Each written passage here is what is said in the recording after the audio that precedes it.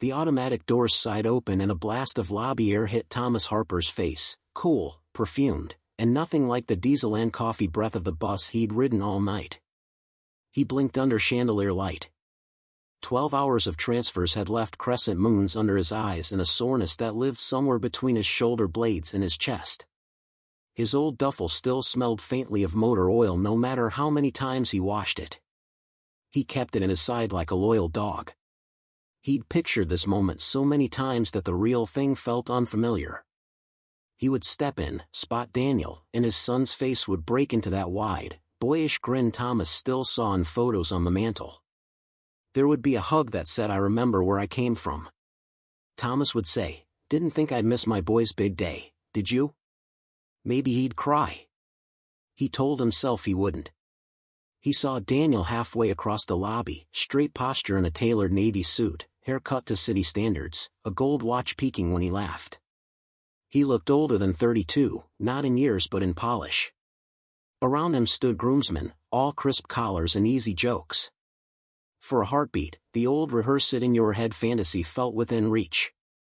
Daniel looked up, found Thomas, and froze. The smile fell first. Then the shoulders tightened, a subtle retreat, like a man bracing before a wave. Thomas lifted a hand, half a wave, half a question. Daniel murmured something to the groomsman beside him and walked over, smile reattached but crooked now, a mask applied too fast. "Dad," he said, softly, as if the word itself might spill. Thomas swallowed the dust in his throat.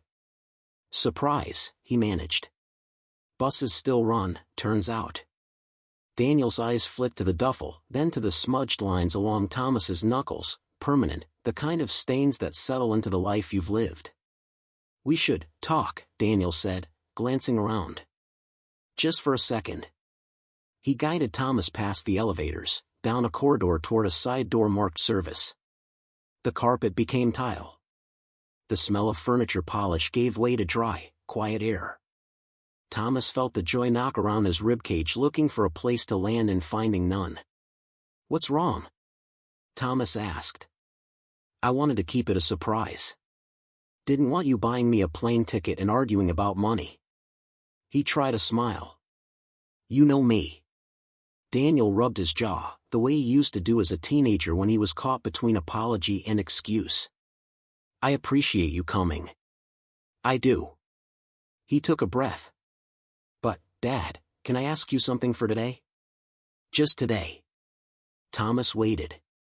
Could you not say you're my father? If anyone asks, just say you're a family friend from back home. Someone who knew me when I was a kid." The words arrived quietly and hit thunder loud. Thomas felt the hallway tilt. He looked at Daniel's face for a punchline, a wink, anything that would return the floor to level. Nothing came. "Not your father," he repeated, to make sure the meaning didn't change once said out loud. Daniel winced. "It's not about you. It's about optics. Emily's family is," he searched for a safe word and settled on, "particular. They can be old-fashioned about certain things. I just don't want today to get complicated." "Complicated?" Thomas asked. His voice wasn't angry. It was tired in a way that had nothing to do with buses. "They already think I've changed a lot," Daniel said. "They like that. I don't want to introduce something that makes people talk. Your background." He gestured vaguely at Thomas's jacket, at the duffel, at the old scars on his hands from years with engines and slipping wrenches. "You know how people can be. Judgy." Thomas thought of the nights he crawled under cars till midnight and then woke at 5, fingers cramped, to do it again, because a boy needed textbooks and a shot at a life where watches were gold because of preference and not pawnshop necessity. He thought of the day he slid the last tuition check into an envelope and wrote "paid" in the memo line with a greasy pen because he came straight from the shop. "Judgy," Thomas said, and tasted iron. Daniel reached, almost touched Thomas's arm, then pulled back. "Please. It's just for today.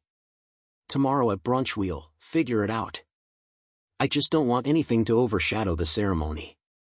Thomas looked at his son. Beneath the suit and practiced calm, he saw the boy who used to climb into his lap with the smell of summer hair and say, "Do you think I can be somebody?" He had always answered, "You already are." Now the boy stood taller than him and asked to erase the answer.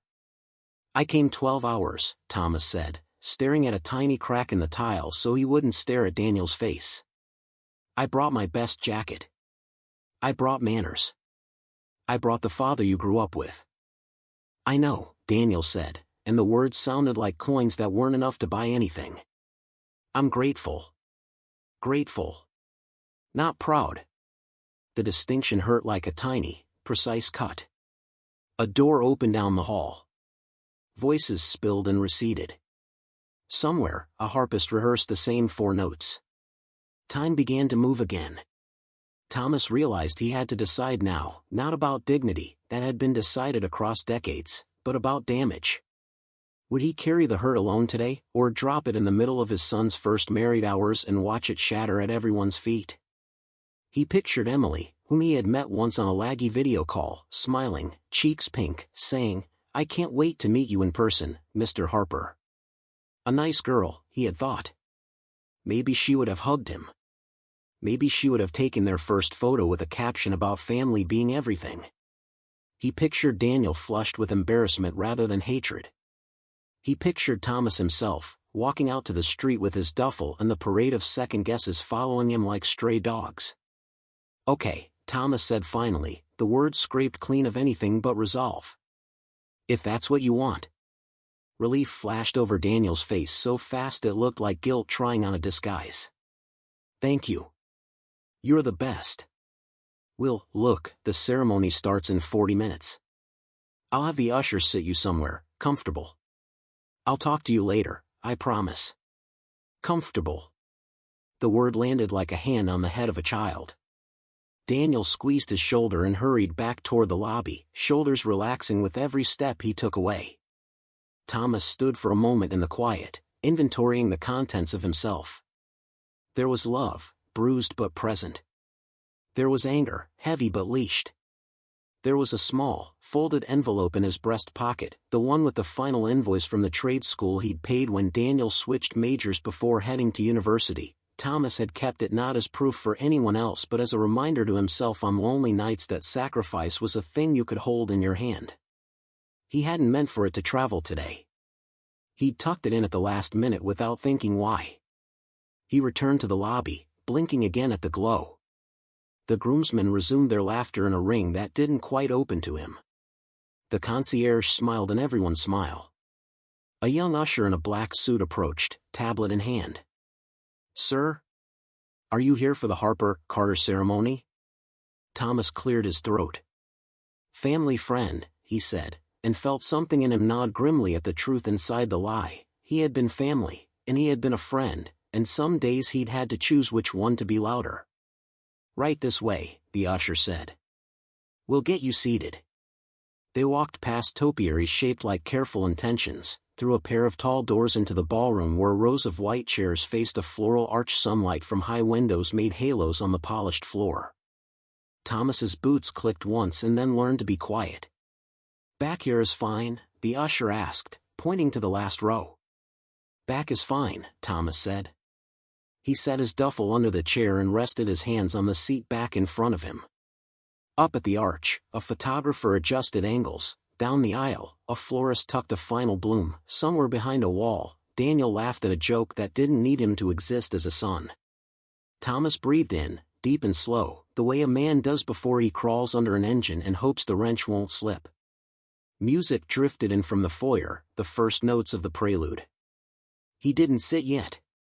He held the chair, knuckles pale, and stared at the space where his boy would soon appear, trying to imagine a path through the next hour where love didn't make a fool of him. The doors at the far end opened to ushers lining up guests by rows. Thomas lifted his chin. When they reached his aisle, he let his hands fall to his sides and took the step forward that would place him in the very last seat. "Ask ChatGPT." The usher's sleeve brushed Thomas's elbow as he stepped into the aisle. He could feel the tide of guests behind him, perfume, fabric, careful whispers, pressing gently as the last row swallowed him whole. He slid the duffel under the chair, turned it so the worn strap faced the wall, and sat. The cushion sighed like it pitied him. Up front, the photographer crouched and rose, clicking in staccato. A harpist in the corner found her rhythm, the first piece shimmered like sunlight on a surface you can't quite see through. Thomas smoothed a wrinkle on his jacket and told his lungs to do their job. Daniel appeared with his groomsmen near the arch, a blue ribbon of tailor-perfect lines. Even from the last row Thomas could read his posture, the easy angles you practice when you know eyes live on you. Thomas searched for one look back, one glance that said I know you're here, but Daniel's gaze floated safely above the room, never snagging on the edges where fathers sat. Pretty, isn't it? Someone whispered beside Thomas. He turned. A woman in a dove-gray dress, hair set in soft waves, smiled at him. Late 70s, maybe, but her eyes were young, wide awake, the kind that missed nothing. Very, Thomas said. You're with the groom or the bride? She asked, a question people ask when they want to start a harmless friendship that will expire by dessert. Groom, he said, and rinsed the word before it left his mouth. Old family friend. Something curious passed across her face and then was gone, replaced by that social smile people wear at weddings the way they wear shoes that only look comfortable. I'm Margaret, she said. Emily's grandmother. Thomas, he said, because the lie had been narrow, what you are, not what you're called. Thomas, she repeated, like a note she wanted to remember later. Well, thank you for coming for him. It was a peculiar sentence. He filed it away. The music swelled, guests turned as bridesmaids floated down the aisle in pale green. Thomas watched their bouquets, tiny hands gripping stems with nervous knuckles. He had watched 100 processions in movies, but none of those had carried his son's face at the end of the aisle, trying its best to live up to a life he'd drafted for himself. The doors at the back opened again and everyone stood. Emily stepped in on her father's arm, and for a breath Thomas forgot to be injured. She was luminous but not in the way satin does it. Her glow came from the relief of finding a moment she'd planned into existence. She scanned the room the way brides do, gathering the fact of witnesses, and when her gaze swept past the last row, it paused, just a fraction, on Thomas's face. She didn't know him. She smiled anyway. It landed like sunlight on a cold shoulder. Who gives this woman? The officiant began. Words, then laughter on cue at a gentle joke. As the ceremony moved forward, Thomas let the low tide of ritual pull him along. When the vows arrived, he braced. I promise, Daniel said, voice steady over the microphone, to be honest with you even when it's hard, to be proud to stand beside you. There it was, the word proud, held like a torch. In the last row, Thomas felt the flame in its shadow. Emily read her vows from a card with rounded corners. I choose you, she said, exactly as you are. She blinked and the tears that followed were not performed. Thomas found his own throat tightening, an involuntary kindness toward a stranger who might have hugged him if the story were different by a single sentence in a hallway. When the officiant pronounced them married, applause rose like warm wind. The photographer urged them back up the aisle, petals fell, the harpist turned the page. Guests pivoted into chatter. The room shifted from ceremony to logistics, where to line up for the receiving line, which doorway led to champagne. Congratulations, Thomas said to no one in particular. He stayed in his seat until the aisle emptied, because he knew about bottlenecks and how the front is for the photographed and the back is for the people who carry things you never see. When it was his turn to stand, he felt Margaret's hand on the chair before him. Walk with me, she asked, as if they were old conspirators. He fell into step beside her. You were kind to sit in the back, she said softly, like she was testing the edges of a thought. Most people strain to be seen. I'm comfortable here, he replied. It was both true and a betrayal of himself. He realized that's what the day would be now, a series of small treasons performed with good posture. They reached the doorway where waiters offered flutes of champagne. Margaret didn't take one. She watched the room as if it were a play she had seen before and loved, and still wanted to catch all the new lines. You came far? She asked. Pretty far, he said. Sometimes far isn't miles, she said, almost to herself. Before he could reply, her daughter, Emily's mother, appeared, kissed Margaret's cheek, and folded her into a conversation about seating charts at lunch tomorrow. Margaret touched Thomas's sleeve in parting. "Don't go far," she said, and drifted away. Thomas found a pillar and leaned into it the way a tired man eases onto a bar stool. He sipped water, not champagne. He watched Daniel greet a wall of congratulations, turning his head to catch every camera like someone taught him angles. When the line reached Thomas's section, he stepped forward. "Beautiful ceremony," Thomas said. Daniel's eyes widened a hair, then reset. "Thomas." "From back home, yes," he said for anyone listening. His hand was quick, the squeeze athletic and perfunctory. "So good you could make it." Emily turned toward him. Up close, she was all the things the room had said, elegant, flushed with happiness, and something else, curious. "Hi," she said, offering her hand. "I'm Emily." "Thomas," he said, and when their hands met she tilted her head. "Have we met?" she asked, a reflex people have when they feel warmth they can't place. "I don't think so," he said. "But I'm very happy for you both." "Thank you," she said, and the thank you landed heavier than the words could hold, like something inside it already knew deficit and wanted to repay. The line pushed them onward. Thomas stepped aside as a groomsman he recognized as Mark Reynolds cut through the crowd with an ease reserved for old friends who belong anywhere they plant a grin. Mark clapped Daniel's shoulder, leaned in for a quick private line that made Daniel laugh. He turned, scanned, and his gaze fell on Thomas. For a heartbeat, his smile faltered in the puzzled way of someone who has seen a familiar face aging in the wrong context. Thomas looked away first. A waiter passed with tiny crab cakes. Thomas shook his head. "Sir?" A young staffer approached with a neat notepad. "We're directing guests to the courtyard for photos and then to the cocktail area. Bride and groom photos first. If you're family, we'll call you soon." Family. The word was a key turn from the other side of a door. Thomas's voice came out even. "I'm a family friend." "Okay," the staffer chirped, relieved at the clarity, and moved on to solve other small problems. Thomas slipped to the edge of the courtyard, under a sliver of shade. Photographers arranged relatives like chess pieces. "Parents of the bride," someone called. Emily's mother and father stepped in, arms linked with their daughter. "Parents of the groom," the photographer shouted next, and Thomas felt the floor of the world test his balance again.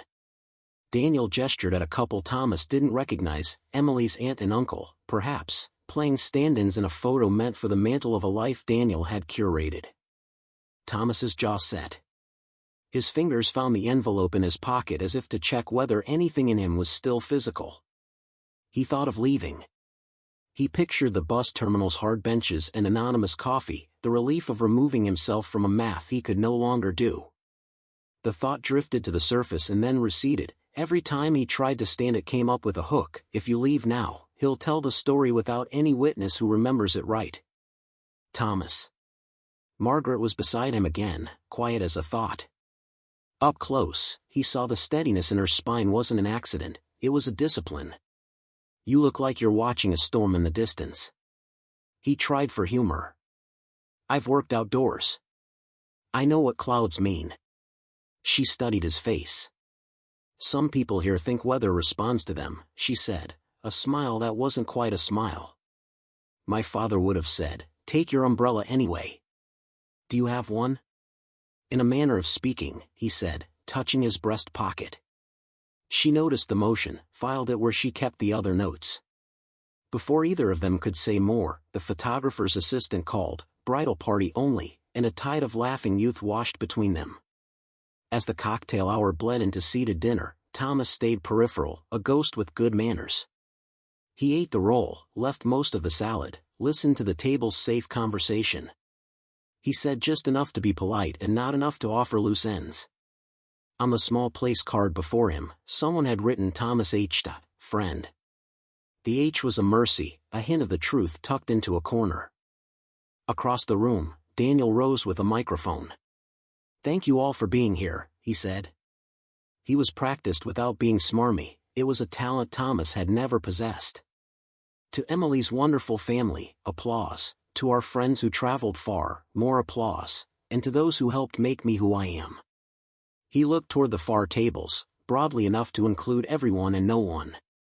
Thomas clapped with the rest. He kept his face arranged in the neutral expression of a man reading directions to a machine he already knows how to build.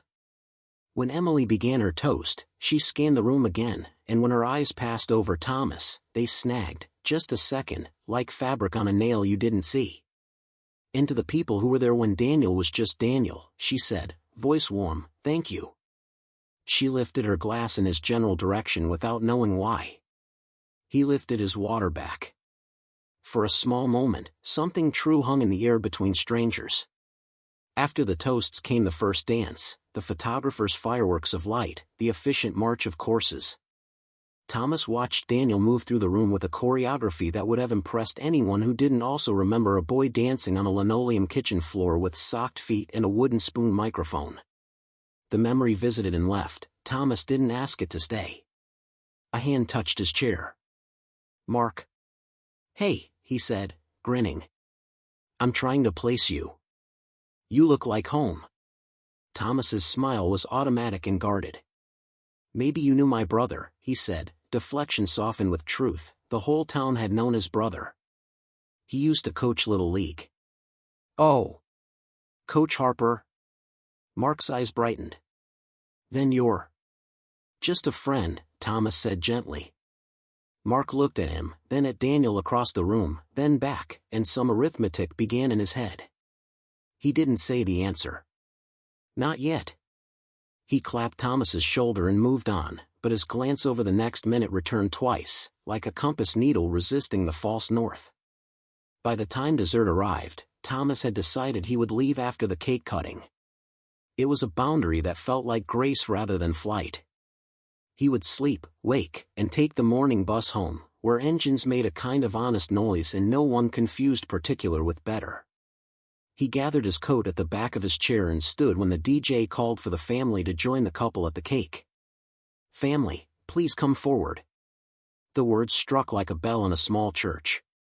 In a slow shuffle toward the front, Margaret's path intersected his. She reached for his hand, an old woman's gesture offered with a soldier's intention. Don't go far, she said again, and this time it sounded like a request wrapped around a warning. I won't, Thomas answered, and set his coat back on the chair. He stayed as the knife slid through layers under the applause of people who believed they were watching only sugar. He watched Daniel feed Emily a neat bite. He watched Emily return the favor and dab a crumb from Daniel's lip with a thumb so tender it made something ache. He watched Daniel look at her like she was the best version of the future. Then Daniel's eyes lifted and drifted over the crowd. They passed Thomas without stopping, like a searchlight train not to find what it could not afford to see. Thomas let out a breath he hadn't realized he'd been keeping. He sat. He folded his hands. He felt the envelope against his chest like a second pulse. He didn't know it yet, but the thing that would pull tomorrow's thread was already on the loom, the glance Margaret saved for him, the question forming behind Mark's teeth, the way Emily had lifted her glass toward a man no one had named. The room kept laughing. The harpist had gone home. The band played something new with an old rhythm. The last row held. Thomas held with it. And the night, determined to finish what it had started, leaned forward. The neon vacancy sign outside the Sunset Motor Inn buzzed faintly, like an insect you couldn't quite find. Thomas lay on the bed, shoes off but clothes still on, staring at a ceiling that had been painted so many times the layers made ridges, like an old topographical map. The hum of the air conditioner filled the room with a constant low note, the kind you stop hearing until the silence changes it. He had thought the bus ride would be the hardest part of this trip. But the ride had been simple, a straight line of motion, stations passing in a rhythm of coffee in styrofoam cups and conversations you didn't have to join. This, lying in a stranger's bed after being asked to erase yourself, this was harder. He could still hear Daniel's voice from the hallway that morning. Could you not say you're my father? It hadn't been cruel, not in tone. But cruelty doesn't always arrive with a raised voice, sometimes it shows up in politeness so precise it slices. Thomas turned on his side, facing the window. The motel curtains were thin enough to let the sodium orange light from the parking lot pool on the carpet. Outside, a couple laughed, slightly drunk, the sound unsteady, and the slam of a car door made the walls shiver. He closed his eyes, but the images behind them were stubborn. Daniel as a boy, holding a bicycle steady in the driveway, eyes wide when Thomas let go and he realized he was riding without help. Daniel in his high school cap and gown, shaking hands with the principal while Thomas clapped until his palms hurt. The first day of college, Thomas carrying a box up 3 flights of stairs because the elevator was broken, sweat darkening his shirt, but still making a joke about charging a moving fee. It was easier to think about those than to replay the moment in the courtyard when the photographer called for parents of the groom. He had stood there, invisible, watching strangers step into a role he had earned one scraped knuckle and missed meal at a time. He sat up and reached for the envelope in his jacket. The paper had softened over the years, the edges slightly frayed from being taken out and put back so many times. Inside were a handful of old receipts, final tuition payments, the invoice for Daniel's first set of professional clothes when he'd gotten his finance internship, the down payment for the used Toyota Daniel had driven through the last year of school. Thomas had never shown these to anyone. They weren't trophies. They were a ledger of choices, proof of where the hours of his life had gone. And now, holding them in this room, he felt a temptation he didn't expect, to leave them on Daniel's hotel door with no note, just the silent arithmetic of what love had cost. But he didn't move. Instead, he lay back again, staring at the ceiling until the ridges blurred. He told himself he'd leave in the morning, catch the early bus, avoid the brunch entirely. No one would ask why. No one would notice. The thought brought a flicker of relief, but it faded quickly. Margaret's voice, low, steady, drifted back to him, "Don't go far." Why had she said it twice? There was weight in her tone, the kind that came from seeing more than she commented on. And then there was Mark's puzzled look across the reception hall. Pieces were moving. Thomas could feel it, the way a mechanic senses a fault line in an engine before it stalls. Something was going to give. He sat up again, restless. The room felt too small, the air too still. He went outside, letting the heavy motel door close behind him. The parking lot smelled faintly of asphalt still holding the day's heat. Across the street, a diner's sign flickered in half-lit letters, LU_Ys instead of Lucky's. Thomas walked over, the soles of his boots sticking slightly with each step. Inside, the diner smelled of coffee, bacon, and the ghost of cigarette smoke from decades past. A waitress with a tired smile and a name tag reading Sharon poured him a cup before he'd even asked. "You in town for the wedding?" she guessed, eyeing his jacket. "Something like that," Thomas said. She nodded, wiping the counter in slow arcs. "Town's been buzzing. Carter family knows how to put on a show. Flowers came in on a truck the size of a house. Bet you never saw so many roses in one place." Thomas sipped his coffee. "They seem nice." Sharon gave a little shrug. "Nice enough. But money makes people funny." "Not bad, just particular." She said the word the same way Daniel had, but without apology. "Particular," Thomas echoed. She topped up his cup and wandered away, and Thomas sat there, thinking about how the same word could be used to justify very different kinds of behavior. When he returned to the motel, it was past midnight. The air conditioner still hummed, steady and indifferent. He lay down, the envelope still on the nightstand, and decided, against his earlier plan, that he would go to the brunch. Not to confront. Not to embarrass. Just to be there, to see the thing through. And maybe, just maybe, to see what Margaret seemed to think he shouldn't miss. He fell asleep slowly, dreams sketched in flashes, Daniel laughing without looking at him, Emily lifting her glass toward him without knowing why, Mark's half-finished recognition, and a photographer calling for parents of the groom while Thomas's hands stayed in his pockets. Somewhere in those dreams, the envelope slipped into his jacket pocket again, as if it knew the morning would need it. The late morning sun over the Carter estate was too bright for how little sleep Thomas had gotten. He stepped out of a rideshare at the long gravel driveway, the kind that made every approach sound important. The house itself looked like it had been sketched from an architect's dream: white columns, broad verandas, and windows so tall they reflected half the sky. He'd nearly turned back twice on the drive over, each time his hand tightening on the envelope in his jacket pocket. But Margaret's words, "Don't go far," had taken root somewhere he couldn't shake. The brunch was set up on the back lawn. White tents billowed slightly in the breeze. Round tables were draped in linen, glasses catching the sun. A buffet stretched across two long tables, stacked with everything from smoked salmon to fresh pastries dusted in sugar fine as snow. Waiters in white shirts and dark aprons moved like clockwork. Thomas had chosen a clean shirt, the least worn of the two he'd packed, and his old sports jacket. It wasn't tailored, but it was pressed. He walked with measured steps toward the tent, telling himself he was just another guest here for the food and conversation. "Good morning," a young woman with a guest list clipboard greeted him. "Name?" "Thomas Harper," he said automatically, then added, "friend of the family." The words tasted familiar now, like a lie rehearsed until it lost its sting. "Of course," she said, checking him off without pause. He wove between tables, looking for an empty seat that wouldn't draw attention. That's when he heard her. "Well, there you are," Margaret's voice called, warm and certain, from a table near the edge of the tent. She was wearing a soft blue dress, a wide-brimmed hat shielding her eyes. "I saved you a spot." Thomas hesitated, then smiled faintly and joined her. She gestured to the chair beside her, and he sat, setting his coffee down. "You look like you slept in a chair," she observed, not unkindly.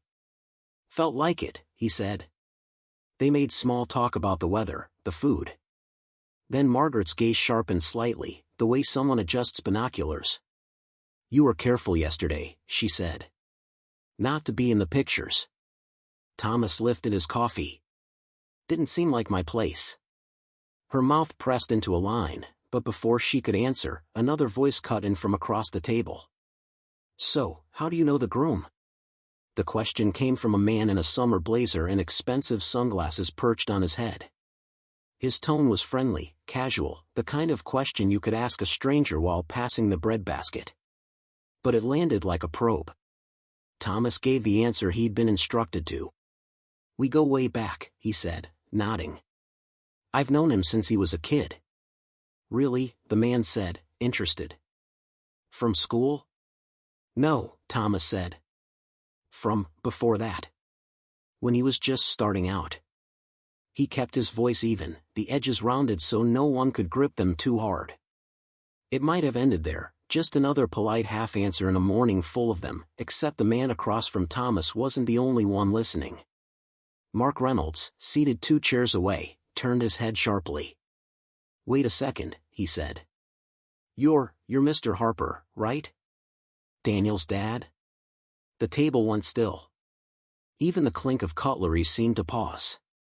Margaret's eyes didn't move from Thomas's face, but he could feel her attention sharpen further. Thomas set his coffee down gently, so the cup made no sound. "Yes," he said finally, his voice steady. "I'm his father." The man with the sunglasses looked between them, confused. "But, why didn't?" Before he could finish, Thomas added, "I came to surprise him. Long trip, but I thought it would be worth it." He paused, then let the next words land where they may. "When I got here, Daniel asked me to tell people I was just a family friend. Said it would be easier that way." A murmur rippled around the table. Someone at the far end glanced toward the buffet where Daniel and Emily were speaking with guests, unaware of the shift happening just 20 feet away. Margaret's fingers tightened slightly around her napkin. She didn't speak, but her expression, measured, composed, spoke enough for anyone paying attention. "That's odd," someone muttered. "Odd?" Mark said, leaning back in his chair. "It's more than odd. He stopped himself, shook his head, but his eyes stayed on Thomas with a kind of quiet solidarity. Across the lawn, Emily turned her head at the sound of her grandmother's voice calling her name. Margaret's tone was light, almost cheerful. "Emily, dear. Come join us for a moment." Emily walked over, her dress catching the light. She smiled at the table, then at Thomas. "Good morning," she said. "Everyone enjoying themselves?" Margaret didn't answer right away. She let the pause stretch just enough before saying, "Your guest here was just telling us he's the groom's father." Emily blinked. "The groom's father?" Her gaze flicked to Thomas, confusion shadowing her features. "But," Daniel said. She stopped mid-sentence, catching herself. Thomas gave her the same steady look he'd given engines that refused to turn over. "Daniel and I haven't seen each other in a while," he said. "I wanted to be here. Didn't expect to be, kept off the record." Emily's mouth parted slightly, but she closed it again, turning to glance toward the buffet where Daniel was laughing at something a guest said. The silence at the table was thick now, every person holding back a question they weren't sure was theirs to ask. Margaret broke it. "I think," she said quietly but firmly, "that there are conversations that shouldn't be delayed." Emily nodded slowly, her expression tight. "Excuse me," she murmured, and walked toward Daniel. Thomas didn't turn to watch, but he could sense the ripple of her approach. The laughter from the buffet faded. Words were exchanged, low, rapid. Daniel's shoulders stiffened. Then he looked over, straight at Thomas. The distance between them felt longer than the 12 hours Thomas had traveled to get here. In that moment, Thomas understood two things: the truth was no longer as alone to carry, and the next words Daniel spoke, whether in defense, denial, or apology, would decide what happened to the fragile line still holding them together. He didn't know which way it would go. But he knew this brunch had just become the turning point. Daniel didn't walk over immediately. Thomas could see him from his seat, standing with Emily at the far end of the buffet line, his hands making small, sharp movements as he spoke, the kind that said he was trying to manage something before it got out of control. Emily's face was pale under the morning light, her brows drawn tight. Margaret didn't turn her head, but Thomas knew she was watching just as closely as he was. The other guests at their table shifted uncomfortably, cutting into croissants or sipping coffee in the universal attempt to pretend they weren't witnessing something. Then Daniel started walking toward them. Emily followed half a step behind, her expression unreadable.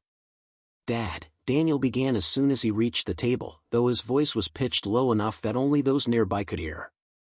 "Can I talk to you for a second?"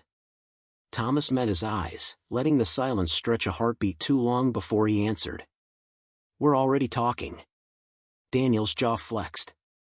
"Not here." Margaret's voice cut in, calm, but with a steel edge. "Why not here, Daniel? This is where you brought your father's name, isn't it?" A visible flinch. "Grandma." "Don't grandma me," she said lightly, though her gaze didn't soften. "If you've nothing to be ashamed of, you've nothing to hide." Daniel looked around, seeing how many eyes had turned toward them. He leaned closer to Thomas.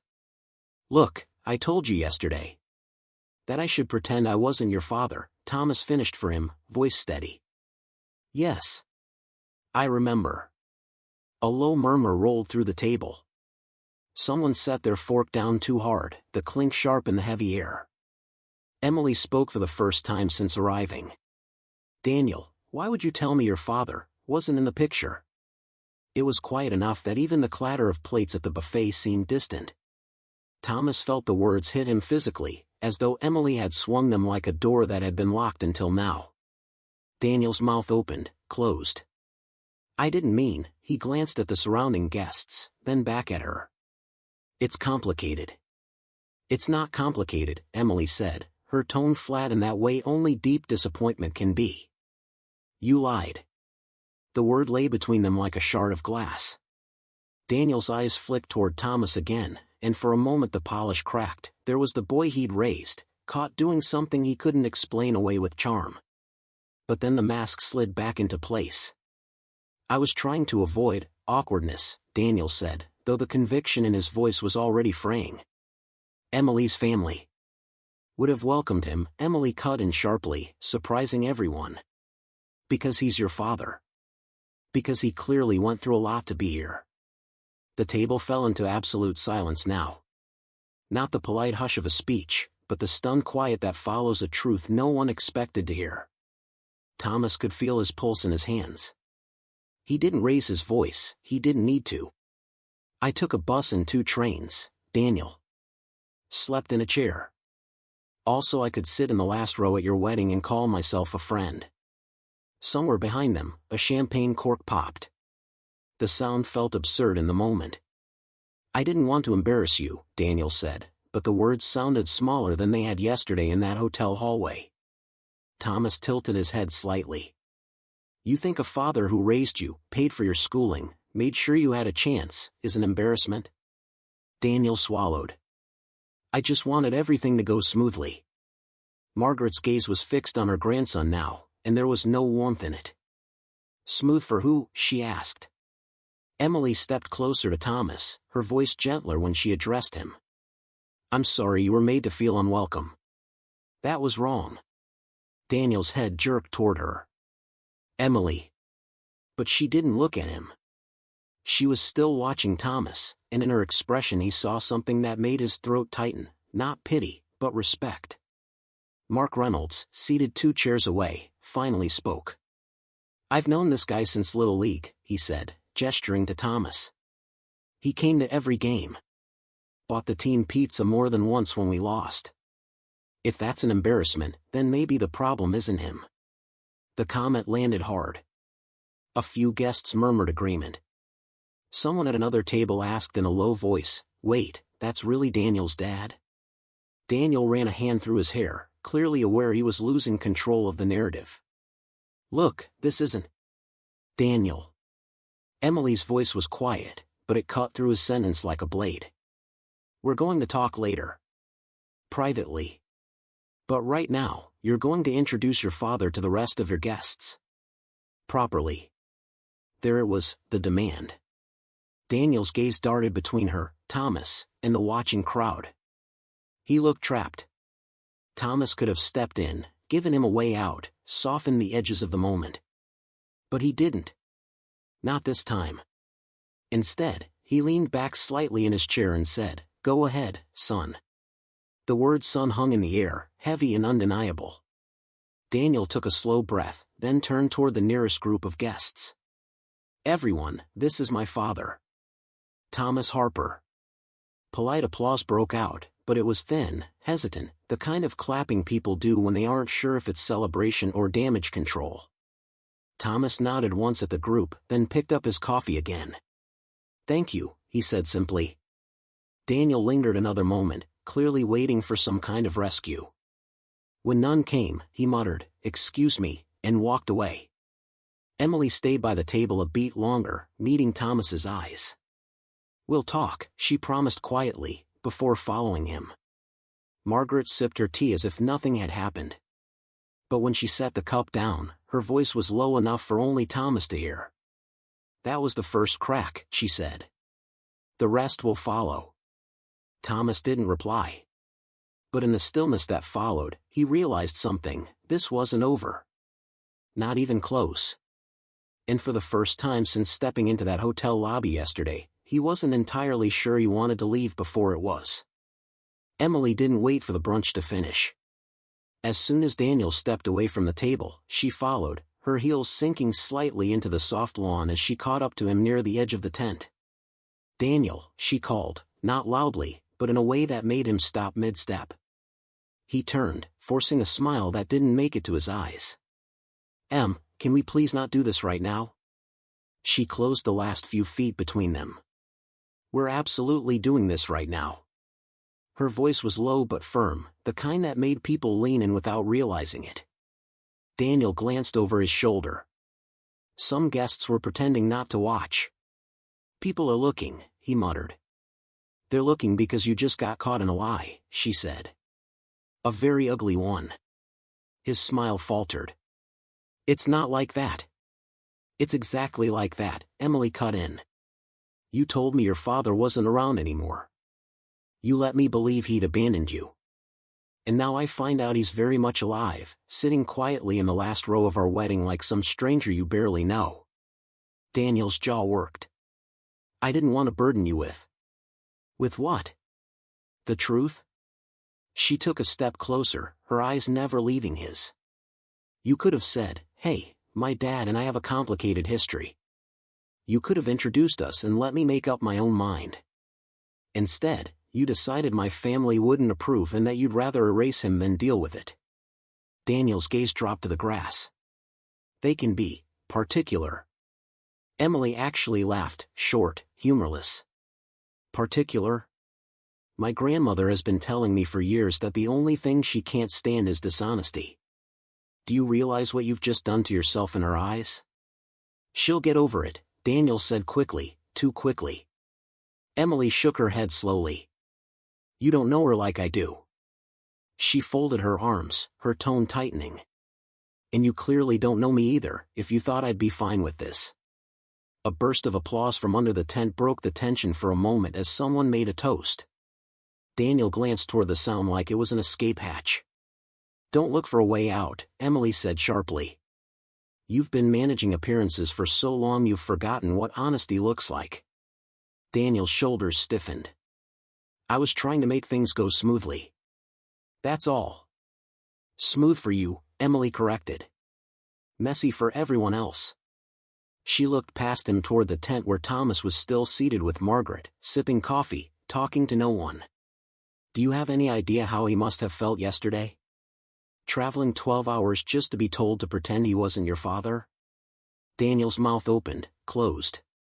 I was protecting him from. Don't, she said, and this time her voice was quiet but cold enough to stop him. You weren't protecting him. You were protecting yourself. They stood there for a long moment, the sound of clinking cutlery and distant conversation filling the gap. Finally, Emily said, here's what's going to happen. You're going to sit down with your father before he leaves and tell him the truth. Not excuses, the truth. And you're going to apologize in front of me. If you can't do that, Daniel, then I don't know how we move forward. Daniel's head snapped up. Move forward? Come on. I mean it. Her voice was steady, not emotional, and that steadiness seemed to unnerve him more than anger would have. I married you because I thought you were the kind of man who respected the people who got you here. Right now, I'm not sure that's true. For a moment, Daniel looked like he might argue again. But then he glanced toward the tent, toward the table where Thomas sat with a straight back and that same quiet presence that had somehow commanded more attention than Daniel's speeches yesterday. I'll talk to him, Daniel said finally, the words coming out like a concession in a negotiation. Emily didn't smile, didn't nod. Good, she said simply, and turned back toward the tent. Back at the table, Margaret was recounting a light story to the guests, her tone easy. But when she saw Emily return alone, her eyes narrowed just slightly. How did it go? She asked in a voice meant only for Emily. Emily's reply was just as quiet. The crack's already there. I just gave it a little push. Margaret's mouth curved in the faintest smile before she reached for her tea again. Sometimes, she murmured, all you need is a bit of leverage. Thomas didn't ask what they'd spoken about. He didn't need to. He could see in Emily's face that she knew now, not just about the lie, but about the kind of man Daniel was trying to be. Whether that was the same man she had married was another question entirely. As the brunch carried on, Daniel stayed at the far side of the tent, speaking to other guests but glancing over every so often at Thomas. Each glance was brief, like someone testing the temperature of water before stepping in. Thomas kept his focus on his coffee and the conversation around him. He wasn't going to be the one to break the silence between them. That would have to come from Daniel. And when it did, Thomas suspected, it wouldn't just be about yesterday. There was more under the surface. Margaret had hinted at it, Emily's reaction confirmed it. Something about Daniel's version of his life didn't match the truth.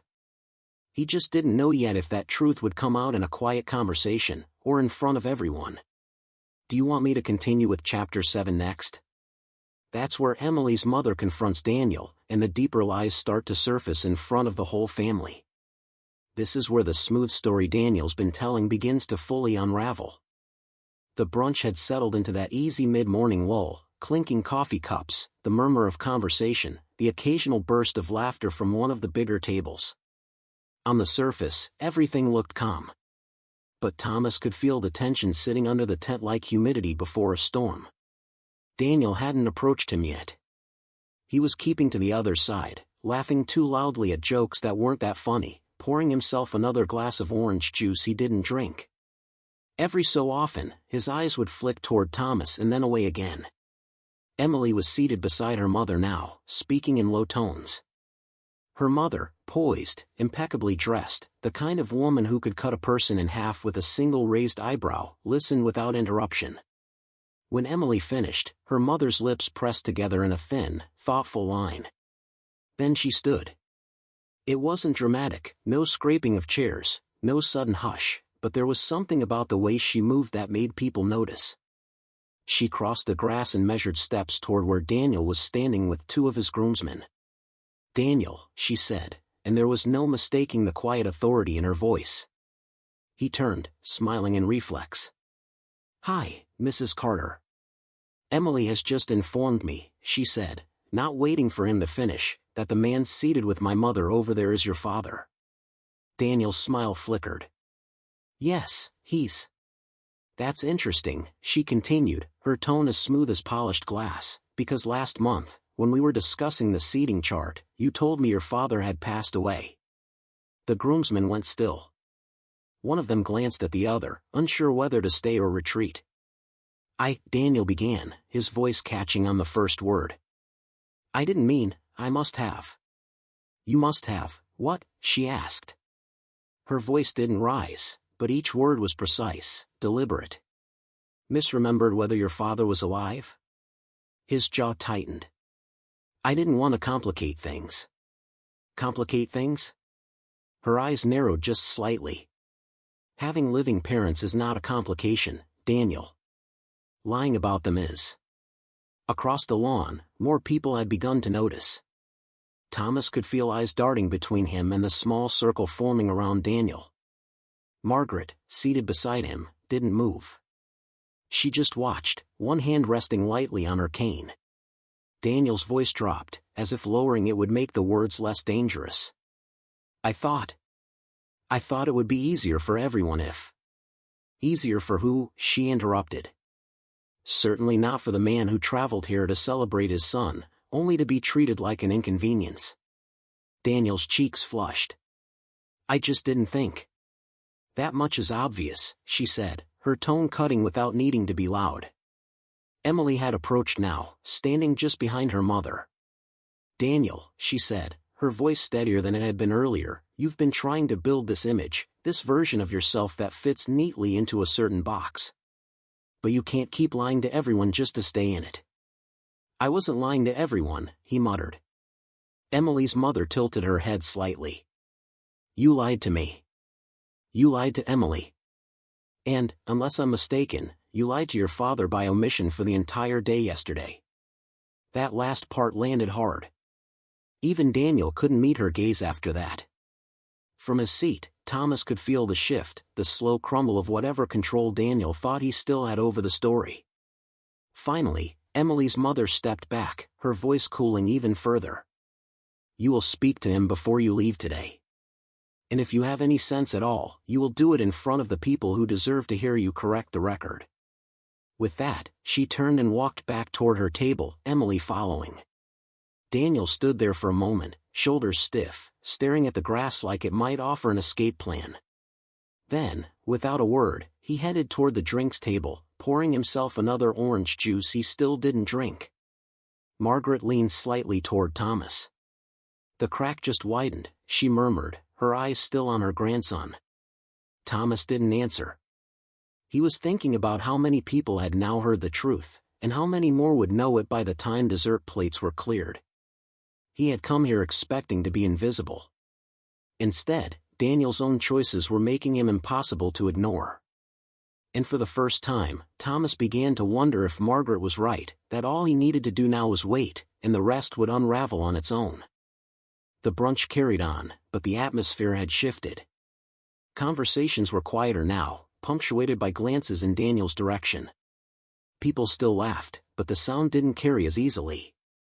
It was the kind of change you felt more than heard, a subtle cooling, like the sun slipping behind clouds. Thomas stayed in his seat beside Margaret, content to observe. He had no plans to push anything further. He'd said enough earlier.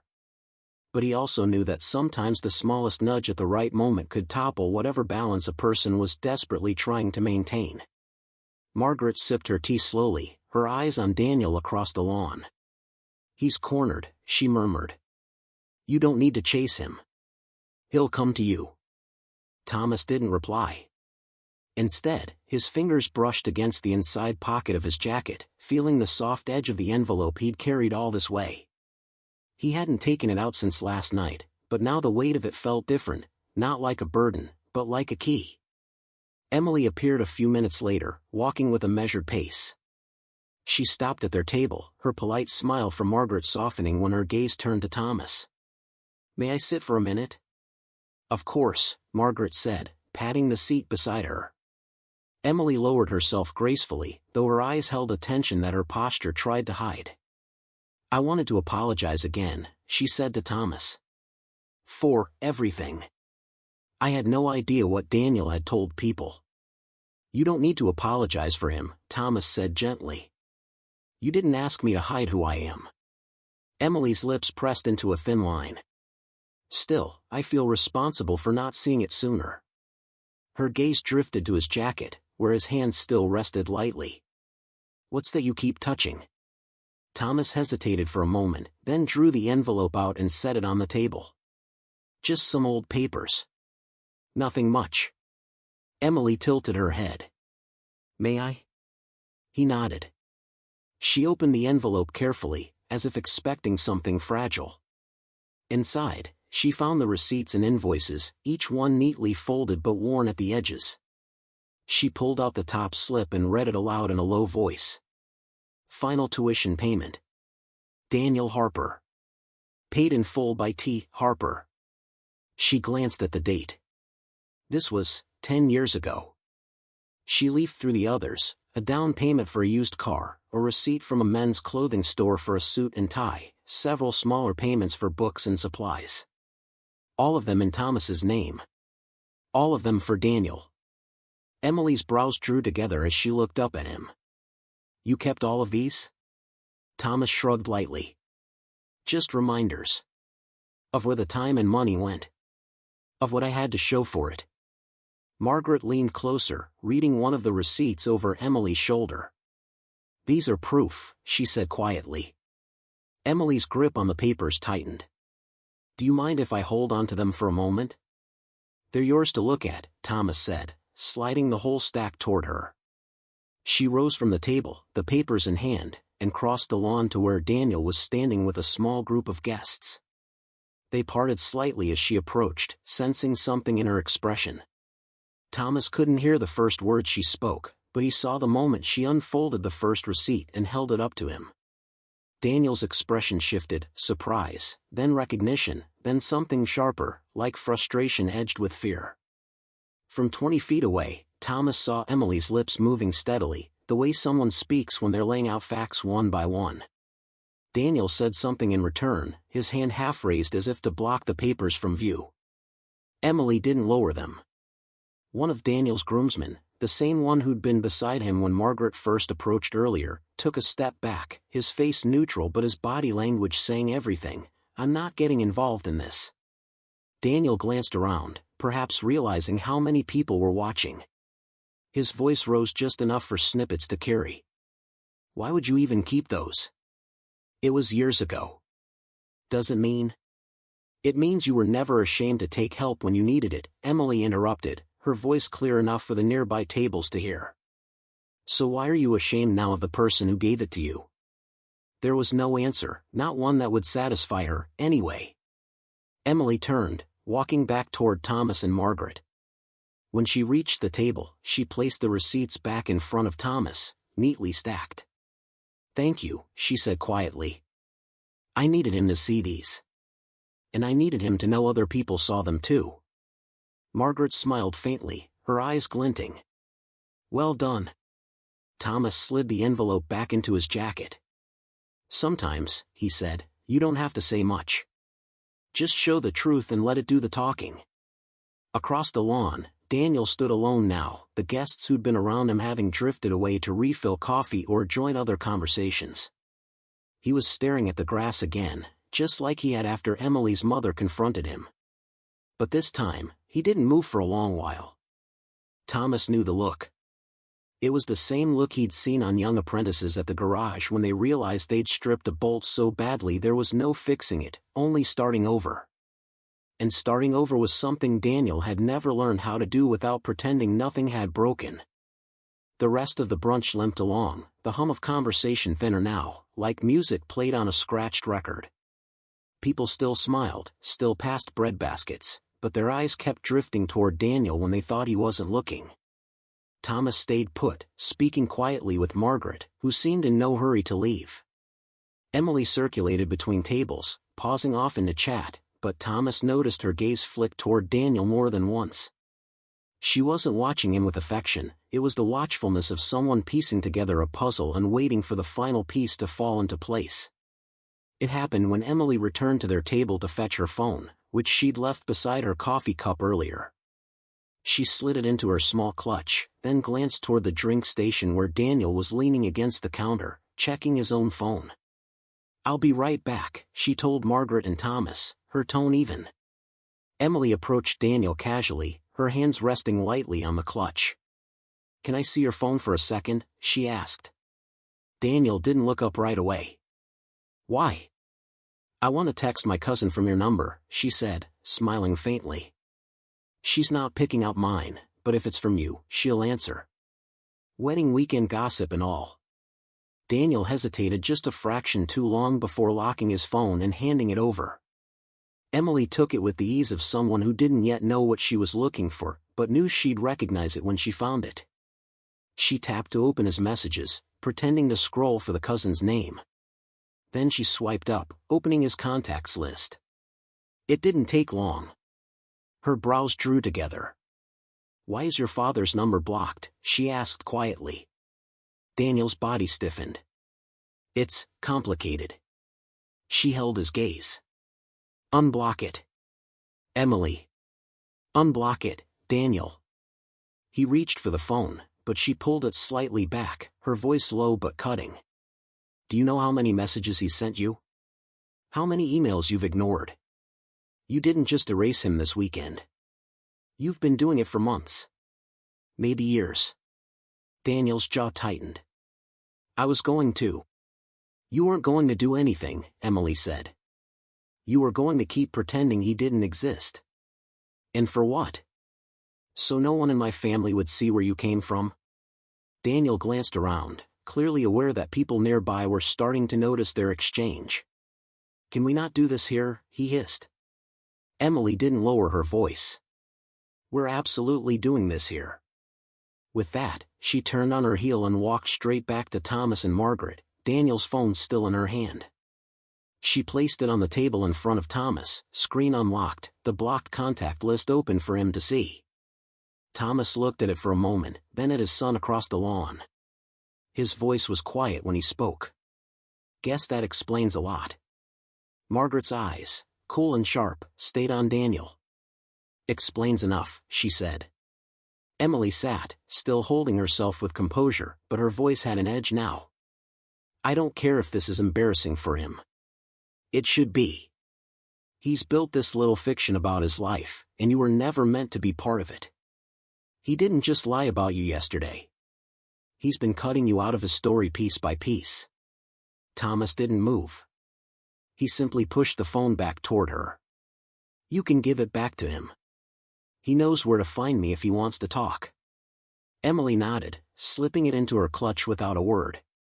Across the lawn, Daniel was still by the drinks table, but now he looked less like a groom basking in post-wedding attention and more like a man stranded in the middle of a crowd. His groomsmen were keeping their distance. Guests spoke to him briefly before finding excuses to drift away. For the first time since Thomas had arrived in the city, Daniel looked small. Not physically, but in presence, like someone who had run out of room to perform and was being forced into the space he actually occupied. Emily leaned toward Thomas, her voice low enough for only him and Margaret to hear. "When this is over, I want you to know you're welcome in our home. My home. Whether or not he's there." Margaret gave a satisfied nod, her teacup steady in her hand.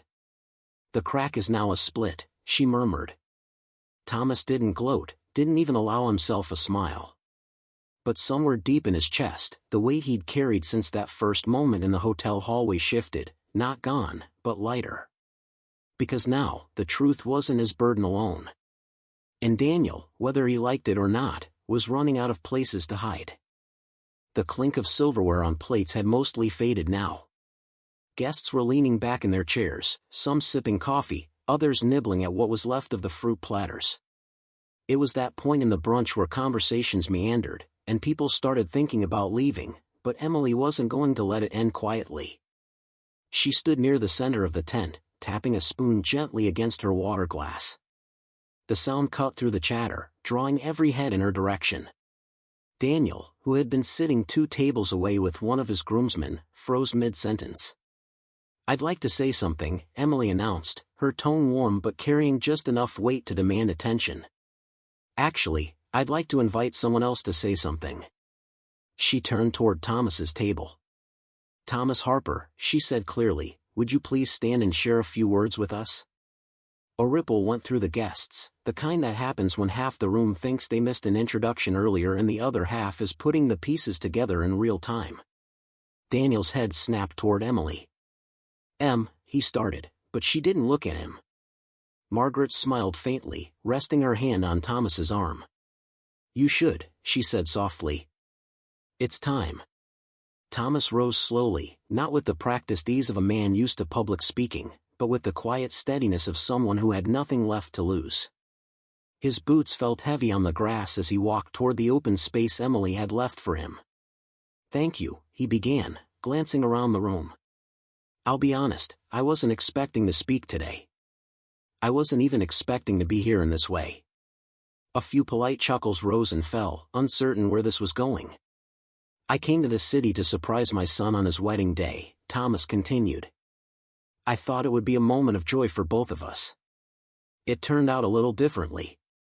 He didn't raise his voice, but the stillness that spread told him people were listening. "When I arrived yesterday," he said, "my son asked me to tell everyone I was just an old family friend. That it would be easier that way." He let the words hang there. No drama, no accusation, just fact. The silence in the tent thickened. Somewhere in the back, a chair creaked as someone shifted uncomfortably. "I agreed," Thomas said. "Not because it didn't hurt, but because I didn't want to ruin his day. So I sat in the last row of his wedding and clapped like any other guest." He paused, then added quietly, "But the truth has a way of showing up whether you invite it or not." From the edge of his vision, Thomas could see Daniel's jaw clench, his hand gripping the stem of his glass. "I've watched my son work hard for his dreams," Thomas went on. "I've also worked hard to give him the chance to chase them. I'm not saying that for applause, I'm saying it because I think people should know the whole story. Not just the polished parts that fit neatly into introductions."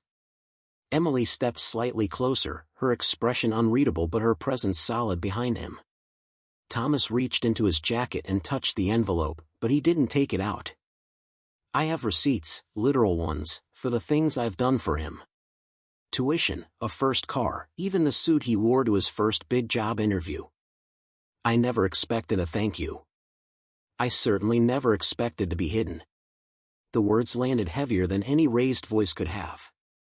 "I'm proud of my son," Thomas said finally, "but I'm also proud of where I come from, and of who I am. I'm not ashamed of the work I've done, and I don't believe he should be either." He looked around the room, letting his gaze pass over faces he didn't know. "So if you remember one thing from what I've said, let it be this: there's no shame in being honest about your beginnings. Only in pretending they never happened." The applause started softly, Margaret first, then Emily, and spread until most of the tent was clapping. It wasn't the enthusiastic cheer of a toast to the bride and groom. It was slower, more deliberate, like an acknowledgement of something overdue. Thomas nodded once and returned to his seat. Daniel didn't stand. He didn't clap. He stared down at his plate, shoulders stiff, the tension in his jaw visible even from across the lawn. When Thomas sat, Margaret leaned over. "You didn't just speak," she murmured. "You reclaimed the space he tried to erase you from." Emily's eyes were fixed on her husband. "And he knows it," she said quietly. Daniel stayed seated for a long time after the applause faded, his glass untouched. From where Thomas sat, he could see the flush still high in his son's face, the mark of a man who'd just been forced to sit through a truth he couldn't control, and in front of people whose opinions mattered to him. And Thomas knew this was only the beginning of the reckoning. The applause from Thomas's speech had faded, but the air under the tent still felt charged, like the space after a lightning strike when the ground hasn't quite cooled. Guests were talking again, but quieter now, glancing between Thomas and Daniel as if waiting for the next move. Emily was still standing near the center of the tent, her hand resting lightly on the back of a chair. She wasn't looking at Thomas, she was looking at her husband. "Daniel," she said, her voice even but carrying through the space, "I think we need to address something before this brunch ends." Daniel blinked, caught off guard. "Emily, can we not?" "Yes," she cut in smoothly, "we can. We will. Because this isn't just between us anymore." Her mother's gaze sharpened. Margaret tilted her head slightly, watching like someone who already knew what was coming. Emily took a step closer to Daniel, her heels silent against the grass. "After what I've learned this weekend, I can't pretend nothing happened. So here's what's going to happen instead." She turned slightly, speaking loud enough for the surrounding tables to hear. "All joint accounts, frozen until further notice. The honeymoon, postponed indefinitely. And any major financial decisions, on hold until you make amends, both privately and publicly, to your father." A collective murmur swept the tent. Someone at the far end muttered while under their breath. Daniel's face drained of color. "Emily, this isn't, you can't just." "I can," she said, cutting him off again. "Because we're supposed to be a team, and teams don't work without trust. You've been lying to me about one of the most important people in your life. That means I can't trust you with the rest until you prove otherwise." He glanced around, seeing how many eyes were on him, how many ears were catching every word. "This isn't the place." "It's exactly the place," Emily said, her tone sharpening for the first time. "You weren't worried about the place when you decided to hide your father in plain sight. You weren't worried about the place when you blocked his number and ignored his emails. If the embarrassment is too much now, you should have thought about that before you built your life on lies." Daniel's mouth opened, but nothing came out. The silence that followed was deafening, not the polite kind from earlier, but the full stop of a crowd unwilling to save him from the weight of his own actions. Emily's mother was watching with cool approval. Margaret's lips pressed into the faintest smile, her hand resting lightly on Thomas's forearm as if to say, "Just stay steady. Let this happen." Emily straightened, her voice calm again. "Until then, I'll be staying at my parents' house. And Thomas," she turned toward him now, her eyes meeting his, "you're welcome there too. For as long as you'd like." It was subtle, but Thomas saw it, the ripple of that last statement hitting Daniel harder than the frozen accounts or the postponed honeymoon. The idea of his wife choosing to live under the same roof as the man he'd worked so hard to sideline, that landed like a blow. Daniel's shoulders sagged. "Emily, please." "This isn't punishment," Emily said. "It's accountability. If you can't handle that, maybe you weren't ready to be married in the first place." The words hit like a final verdict. A few guests shifted in their chairs, clearly uncomfortable but unwilling to intervene. Others looked almost relieved, as if someone had finally said what they'd been thinking since yesterday. Daniel didn't reply. He turned slightly, his gaze falling on Thomas for the first time since the speech. The expression in his eyes was hard to read, shame, maybe, tangled with resentment, but also something else, something quieter. Thomas held the look but didn't speak. He didn't need to. Every word that mattered had already been said, by him earlier, and by Emily just now. Emily turned to Thomas, her voice softening. Would you like to come with me after this? My parents' driver can take us. Thomas hesitated, glancing at Daniel. Then he nodded once. That'd be fine. Good, she said, her tone final. As Emily returned to her table, the buzz of conversation slowly resumed, but it had changed. People were no longer whispering about the mysterious man in the last row or the awkwardness of the brunch. Now they were talking about consequences, about how quickly a lie can unravel when the truth walks in wearing a worn sports jacket and speaks plainly. Margaret leaned toward Thomas, her eyes glinting. You've done nothing but tell the truth, she said quietly. The rest? That's on him. And he knows it now. Thomas nodded, feeling the weight in his chest shift again. Not gone, but lighter. And as he glanced across the lawn at his son, he wondered if maybe, just maybe, the man Daniel would become after this would finally be worth the sacrifices Thomas had made. The brunch was winding down. Chairs scraped softly against the grass as guests began to leave in twos and threes, stopping for polite farewells before making their way toward the driveway where black sedans and taxis waited. The scent of coffee had thinned in the air, replaced by the faint sweetness of wilting centerpieces. Thomas stayed seated with Margaret until the crowd was sparse enough that the space between tables felt wider. He didn't want to make a scene on the way out, he'd had enough public moments for one weekend. But there was one thing left to do.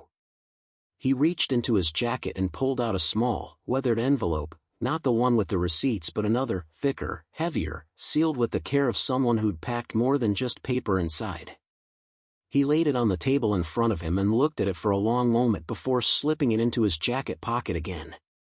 Margaret noticed. You weren't planning to give him that today, were you?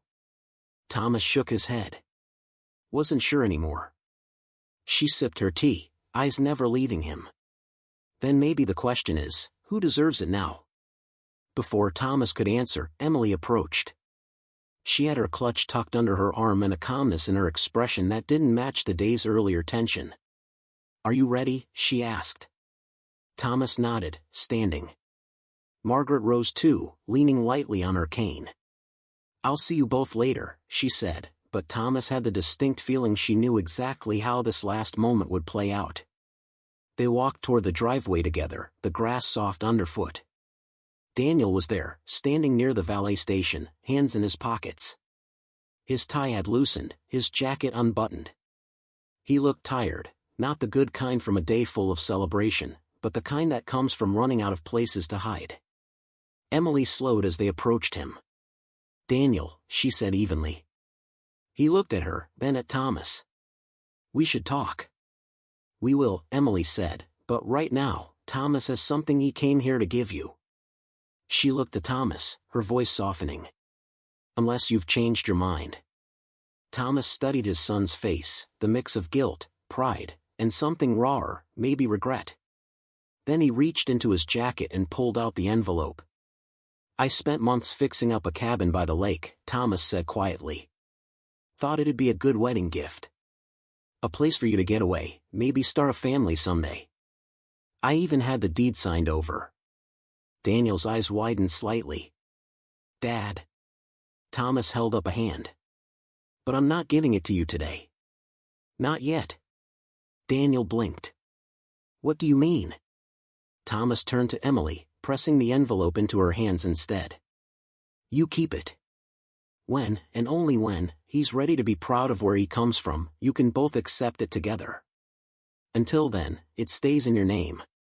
Emily looked down at the envelope, her fingers tightening around it. I understand, she said. Daniel stepped forward, his voice low but urgent. Dad, you don't have to.